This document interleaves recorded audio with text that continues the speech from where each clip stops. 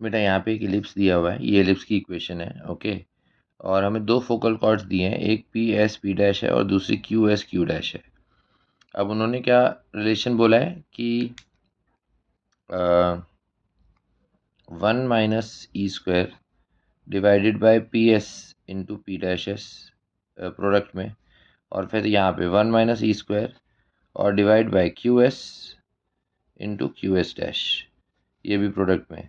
तो ये जो वैल्यू है ये n/15 के इक्वल है, ठीक है। ये क्वेश्चन में गिवन है और हमको जी आई एफ ऑफ एन की वैल्यू फाइंड करनी है, जी आई एफ ऑफ एन, ठीक है। तो हम यहाँ पे लाइन का पैरामीट्रिक फॉर्म लिखते हैं, ठीक है ना। तो लाइन के पैरामीट्रिक कोऑर्डिनेट्स को हम 2 प्लस, ये हमें फोकस 2, 0 मिल जाता है क्योंकि ये जो है ए ई, 0 इसके कोऑर्डिनेट्स होते हैं।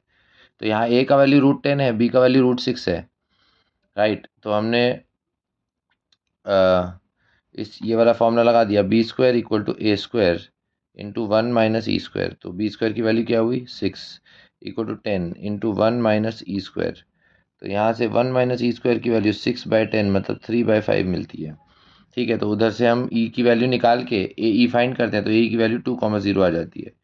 तो पैरामीट्रिक कोऑर्डिनेट से हम 2 + r cos थीटा और 0 + r sin थीटा, ये हमने कोऑर्डिनेट्स निकाल लिए, राइट। अब ये कोऑर्डिनेट्स क्योंकि ये पॉइंट इलिप्स पे है तो हम इलिप्स में पुट कर सकते हैं, तो हमने इलिप्स में पुट किया। तो इलिप्स में पुट करने के बाद आर में क्वाड्रेटिक इक्वेशन बन जाती है। तो ये क्वाड्रेटिक इक्वेशन है जिसके दो रूट्स होंगे r1 और r2, और वो ps और ps डैश होंगे। एक अगर r1 ps है तो r2 ps p dash S हो जाएगा। तो ps और ps p डैश एस का प्रोडक्ट मतलब r1 r2 c/a लगा सकते हैं, लेकिन यहाँ इसका प्लस ले लेंगे क्योंकि ये डिस्टेंसेज हैं तो इनका प्रोडक्ट नेगेटिव नहीं हो सकता। तो c/a वाले फॉर्मूले से ये वाली वैल्यू आ जाती है, ठीक है। 18/3 cos² थीटा + 5 sin² थीटा, जिसे सिंप्लीफाई करके ऐसे भी लिख सकते हैं 18/3 + 2 sin² थीटा, ओके। अब ये जो Q है इसके लिए अगर देखें एंगल तो ये 90 है और ये थीटा, ये 90 और थीटा, मतलब अब ये टोटल एंगल 90 + थीटा हो गया।